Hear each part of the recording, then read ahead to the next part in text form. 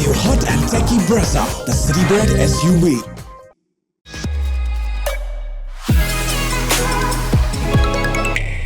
Four wins in their last 5 games, and Delhi Capitals have turned their season around, so much so that they now reach Eden Gardens level on points with Kolkata Knight Riders, although KKR do have 2 games in hand over them. What can we expect from match number 47? Let's find out on Maruti Suzuki Arena, presents ESPN Cricinfo Timeout, powered by JBL, in the company of McClenaghan, Aaron, Finch and Varun Aaron. Thank you for your time, gentlemen.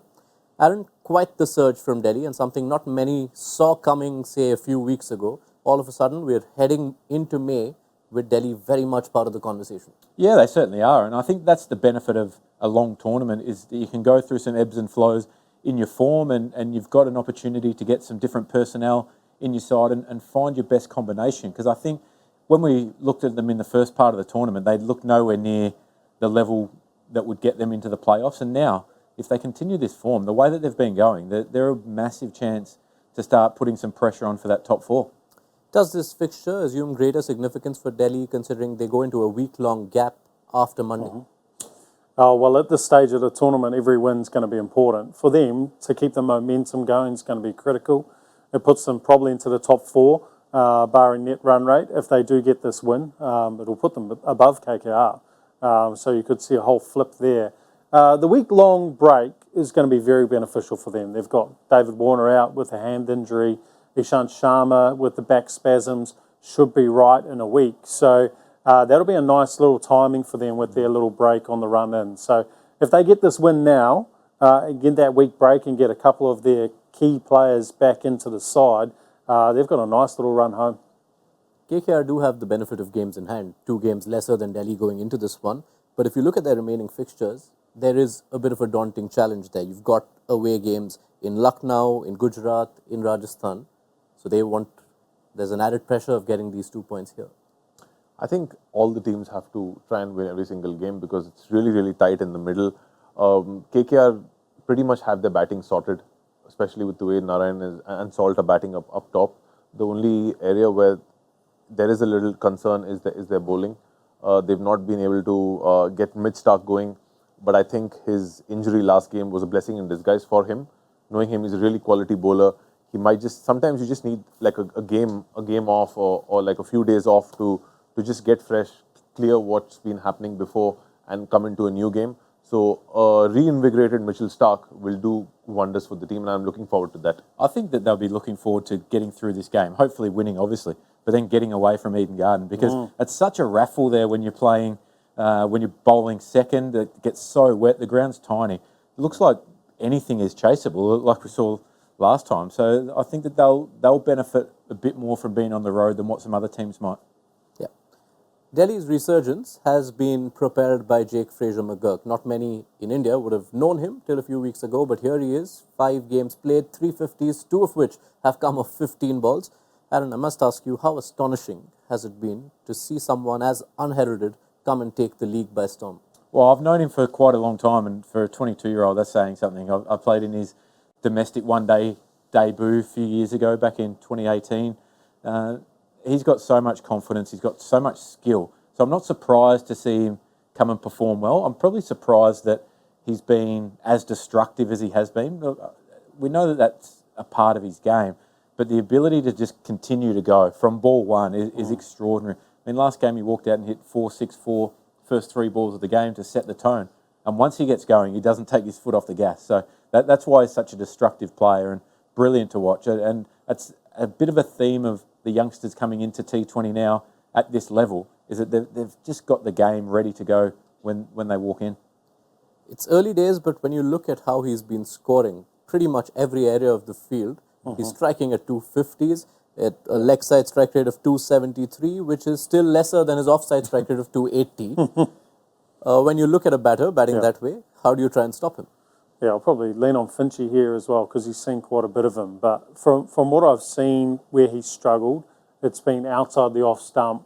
He doesn't really cut, and change of pace is quite a good tactic, and we probably haven't seen enough of that. But it's not just change of pace on the stumps; it needs to be away from him. Have to get away from the stumps. So usually in the power play, it's very unusual for bowlers to bowl off the stumps. You're trying not to give width to allow guys to hit all around the ground. But I think you almost need to get closer towards the wide line, have your offside sweeper back, change the paces over the stumps, and ask him to cut you for 6. I don't think he's as prolific outside there as he is on the stumps. And teams are starting to try find different ways of bowling to him. We've seen at the start they were going normal length. He was taking that down. And then now they've gone to try go fuller, because that's what you think with someone with a good baseball swing. Fuller is probably a weaker area, but his ability to evolve so quickly and play down the ground so well has really come to fruition in the last couple of games. So you're trying to take the ball off him with a considerable amount of change of pace. I'm really keen to see how he goes against Rajasthan Royals, because both their opening bowlers swing the ball. Up until now, he's been facing bowlers who've not really swung the ball up front that much. But when he faces Trent Bolt and when he faces guys like Sandeep Sharma, especially with that kind of swing, when somebody nips it back off length, he might just find it difficult. And I would love to see that matchup, just from a spectator point of view. That will be the next challenge he faces, because RR are up next for Delhi after KKR. But let's focus on KKR's bowling. You mentioned about Stark's break and how that might help him if he's fit. But in general, their pacers, while the domestic seamers have had the wickets, they've been leaky across the board. And in the last 3 games in particular, with 220 plus becoming the norm at Eden, the pacers are going at 13s and 14s. How do they, as a bowling unit, try to limit the damage of a Delhi batting lineup, which is beyond Fraser-McGurk? You've seen the runs from Pant and Stubbs as well. Everybody's been leaky on the ground. So I mean, the only thing is they've got to make sure they're getting wickets. And I feel one plan which is really dangerous at the Eden Gardens, especially at the Eden Gardens, is the wide line Yorker. Because if you get bat on ball on a wide line Yorker at the Eden Gardens, it's going to be 4, because the outfield is so fast and the 45-degree boundaries are really, really tiny. So if you see last match, they bowled a lot of wide line Yorkers, which on the Eden Gardens is a bad plan. So they should be going, if they're going Yorkers, stump Yorkers, that would have saved them at least maybe 15-20 runs last game. Right. Unless you miss your length, then it costs you Yeah, an extra 30. obviously, yeah, correct. Yeah. Finch knows. I'll tell you who hasn't been leaky. That's Sunil Narine. In these last 3 games, where 220 has been gunned down once, almost been chased once, and then 260 has been gunned down, Sunil Narine has an economy of 7.3. Is there a case in this outing, given Fraser-McGurk's potential to damage, to give Narine a power play over? Well, you're weighing up your middle overs versus your power play. What do you see as the biggest danger from the opposition? And I think that's how you weigh up the right way to go. So potentially be worth 1. I know that he wouldn't get as much spin or hold in the wicket with a brand new ball, so maybe that takes away his best effectiveness as well. So I think you still back your quicks to try and move the ball up front, or be a little bit more defensive up front and use the defence as a way of attacking. Yeah. If teams keep going straight, like Luke Wood last game to Fraser-McGurk, just went full and straight at the stumps. That's where he wants it every time. Even if it's swinging back, it doesn't matter. He's got such great hands. Yeah. So maybe you change the pace. Anakul Roy, we saw him take the second over last game for KKR. I think that's a good matchup as well. So that'll be interesting. Yeah, I think you want to keep Narine in the middle, purely because the rest of their spinners in the middle have been going at quite a high economy rate. Sonny's been keeping it down, but as a whole, they're going at 10s. And when you look at Sonny, what he's going at 6s or something just over that. So the other spinners are going at a lot. We haven't really seen the best of Chakravarti. Anakul Roy is a good bowler, but at KKR, it's a very difficult surface for him to bowl on. So you need to have Sunil Narine in that middle phase to put some kind of squeeze on them. So do they change the wicket there? If they can, do they make it a slow turning wicket that gives their spinners a bit more respite and makes them more of an attacking weapon as opposed to their just a shootout with the bat? Yeah, I guess that's probably with the players that they've got. You'd probably say that from a bowling point of view, but I reckon with the batting lineup that they've got, they'd back themselves to win a shootout.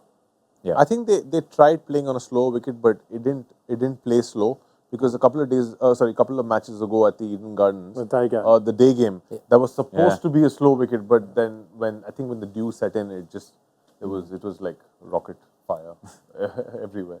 All right, give us predictions. KKR-DC, who are you backing, Mitch? Geez, I'll tell you what. I'm going to go DC because Fraser-McGurk. I think that last loss to Punjab would have really hurt them, and DC can capitalise on that. Can I say whoever chases? Whoever chases, Yes, I think you can. will Yes, you will can. win the match. So I think that's such an important toss to win. I'll still say I think that overall KKR have got more firepower. DC. Because I just feel they're going in with a really good momentum. They're finding their straps, and Fraser-McGurk up top against that bowling attack is going to be tasty. It is set up for a tantalizing affair on Monday. Build up to the game starts just before toss time, so be sure to join us then on Maruti Suzuki Arena presents ESPN Cricinfo Timeout, powered by JBL. All new hot and techy Brezza, the Citybird SUV.